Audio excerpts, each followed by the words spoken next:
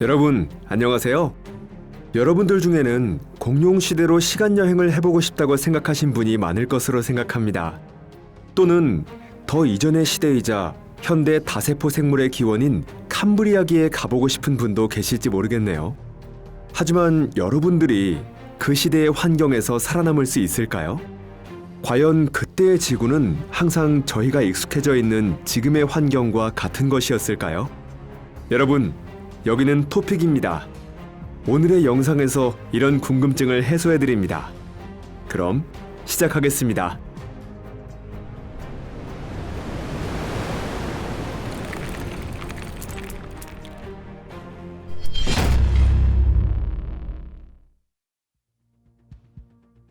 찬란한 봄날. 캄브리아기는 5억 3,800만 년 전에 시작되어 5,300만 년 이상 이어졌습니다. 그리고 캄브리아기가 오르도비스기로 바뀐 것은 4억 8,540만 년 전의 일입니다. 캄브리아기의 특징이라고 한다면 무엇보다도 다세포 생물의 증가와 그 경이적인 번영이라 할 수 있습니다. 연구자들은 이 현상을 캄브리아 폭발이라 명했습니다. 이를 지질학적인 관점에서 보면 많은 생물이 남긴 방대한 양의 화석이 한꺼번에 갑자기 나타난 현상이라고 할 수 있습니다. 과거 생명이라는 것이 탄생한 게 캄브리아기라 여겨지기도 했지만 지금은 그렇지 않다는 것으로 밝혀져 있습니다. 생명은 훨씬 이전부터 존재해왔고 그 기원의 오래됨을 뒷받침하는 자료가 계속해서 발견되고 있습니다. 현재 생명이 이미 40억 년 전부터 존재해왔다는 것이 확실하다고 여겨지고 있는데 그것은 지구의 형성이 끝나고 불과 5억 년이 지난 후입니다. 캄브리아기에 대해 말하자면 이 시대에는 발달한 조개 껍질과 같은 외골격이나 완전한 외골격을 가진 생물이 광범위하게 출현했습니다. 이런 생물이 연한 조직만으로 이루어진 생물보다 더 많이 화석으로 남겨져 있습니다. 캄브리아기가 시작하기 조금 전 에디아카라기 중에는 지구가 몇백만 년이나 빙하에 갇혀있던 대빙하기가 끝났습니다.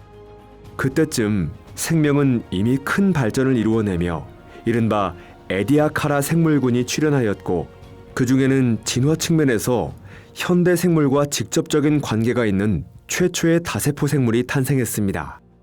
하지만 이런 생물이 성장하여 완전한 골격을 갖게 된 것은 캄브리아기에 들어오고 나서였습니다. 캄브리아기의 지구는 현재의 모습과는 상당히 달랐습니다. 남반구에는 커다란 곤드와나 대륙이 있었고 그 바로 북쪽에는 로렌시아 대륙과 발티카 대륙, 그리고 시베리아 대륙이 있었습니다. 이 대륙들을 둘러싸고 있던 대양에는 그 밖에도 작은 대륙들이 있었지만 주요 대륙은 이 4개입니다. 기온은 어느 곳이나 상당히 따뜻했는데 적어도 22도에서 25도 정도였습니다. 극과는 없었고 겨울은 기온이 조금 내려갈 뿐이었습니다. 요약하자면 이런 온실 같은 환경에서 생물이 급속도로 발달하며 번영한 것이 놀랄만한 이야기는 아니라는 것입니다. 이 시대에서는 갑각류와 같은 삼엽충, 거대한 새우와 같은 공하강, 해면 동물과 같은 아케오시아타스류와 같은 생물이 출현했습니다. 또한 유성생식과 포식이 폭넓게 이루어지게 되었고 게다가 그 포식에 의해 생태계가 더 복잡해지고 생물의 다양성이 촉진되었습니다. 이 단계까지 보셨을 때 여러분은 캄브리아기가 현대인에게 있어 정말 휴양지 같다고 생각하셨을지도 모릅니다.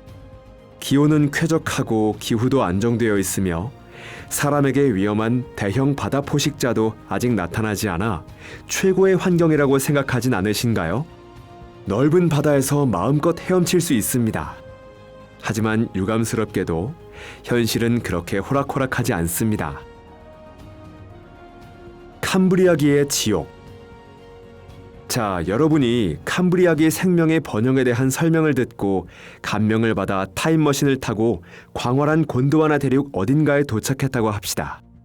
처음 여러분들의 눈에 띈 것은 대체 무엇일까요? 분명 여러분들은 실수로 다른 곳에 와버렸다고 생각할 것입니다. 사실 생물의 대발생과 그 급속한 발달에 대해 말씀드린 내용은 바다에 한정된 이야기였습니다. 캄브리아기의 육지는 황량한 사막이었습니다.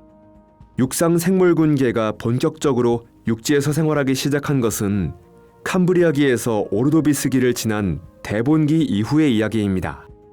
육지에 충분히 발달한 생물이 없다는 것은 여러분이 원시림을 보고 감동할 일도 없고 공룡의 조상 생물과 함께 사진을 찍을 기회도 없다는 것뿐만의 이야기가 아닙니다. 이것은 더욱더 심각한 사태입니다. 왜냐하면 식물이나 무척추 동물이 없으면 토양이 형성되지 않기 때문입니다. 캄브리아기에는 토양이 없고 곳곳에 모래가 흩날리며 드러난 바위가 있을 뿐입니다. 즉, 당시 지표면의 모습은 화성과 달의 풍경과 거의 다르지 않았던 것입니다. 또는 아카타마 사막과 같이 전혀 생명의 기척이 없는 사막이라고 해도 좋을지 모릅니다. 게다가 육지의 황량한 풍경이 가장 위험한 것이라는 게 전혀 아닙니다. 가장 중요한 것은 캄브리아기의 대기가 현대인이 호흡하기에 적합하지 않다는 것입니다. 당시 대기 중의 산소량은 현재와 거의 동일한 21%였습니다. 하지만 이산화탄소의 양이 월등히 많았습니다. 현재 대기 중의 이산화탄소 비율이 1%의 몇 분의 1밖에 되지 않는 것에 비해 당시에는 7에서 9%나 되었습니다. 이것이 얼마나 중대한 사태인지 이해하실 수 있도록 호흡에 대해 조금 설명해 드리도록 하겠습니다. 일반적인 환경에서 호흡은 다음과 같은 과정을 거칩니다. 현대의 공기는 주로 질소와 산소로 구성되어 있습니다. 여러분들이 숨을 들이쉬면 질소가 폐에 머물게 되는데 산소는 폐포벽을 통해 혈액에 흡수되고 동맥의 흐름을 통해 혈액이 산소를 온몸으로 운반합니다. 또한 혈액은 정맥을 통해 조직에서 배출된 분해 생성물을 폐로 운반합니다. 그리고 그것을 여러분이 인체에서 필요로 하지 않는 질소와 함께 뱉어내는 것입니다. 캄브리아기의 대기는 아무래도 현재의 대기보다 약간 밀도가 높고 압력도 높았던 것 같습니다. 압력이 높아지면 질소가 혈액 내에 흡수되며 흥분, 이상행동, 현기증, 환각, 운동 능력 저하 등을 수반하는 질소 중독을 일으킵니다. 더욱 심각한 것은 질소와 함께 대량의 이산화탄소가 혈액에 흡수되는 것입니다. 앞서 말씀드린 대로 캄브리아기의 대기 중에는 지금보다 훨씬 많은 양의 이산화탄소가 포함되어 있었습니다. 단 몇 번의 호흡만으로도 고탄산가스 혈증, 간단히 말하자면 이산화탄소 중독이 되어버립니다. 그 증상은 졸음과 메스꺼움, 구토, 시각장애가 있으며 결국에는 의식을 잃고 죽음에 이릅니다.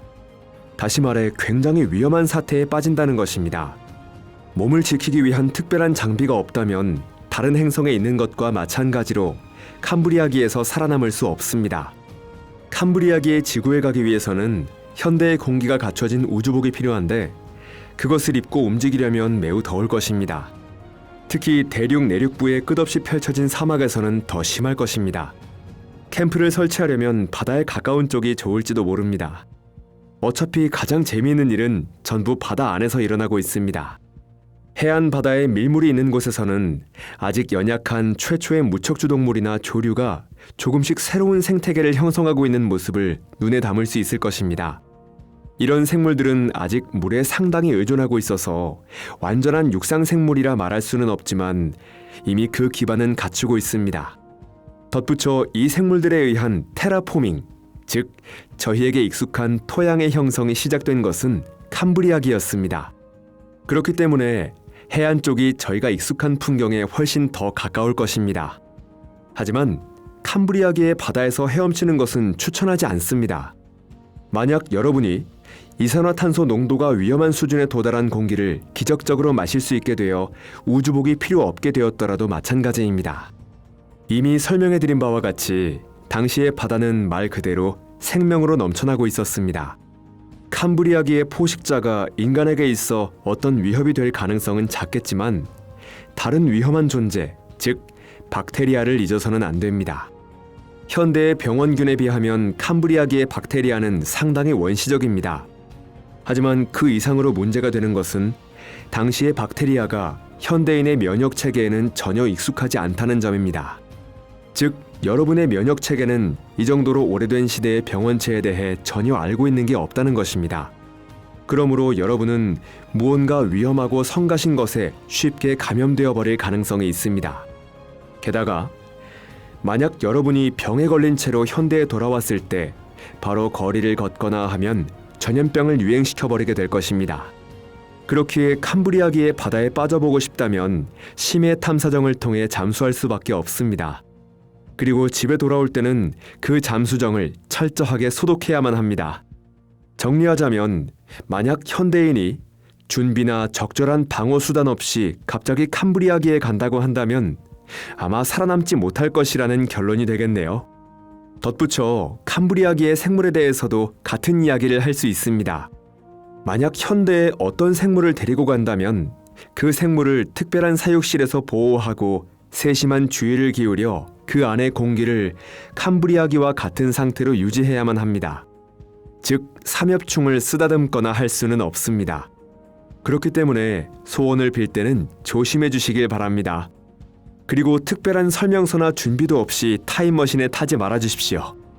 만약 이 영상을 재밌게 보셨다면 부디 좋아요를 눌러주시고 SNS에 영상을 공유해 주시길 바랍니다. 그러면 곧 다시 만나요. 안녕히 계세요.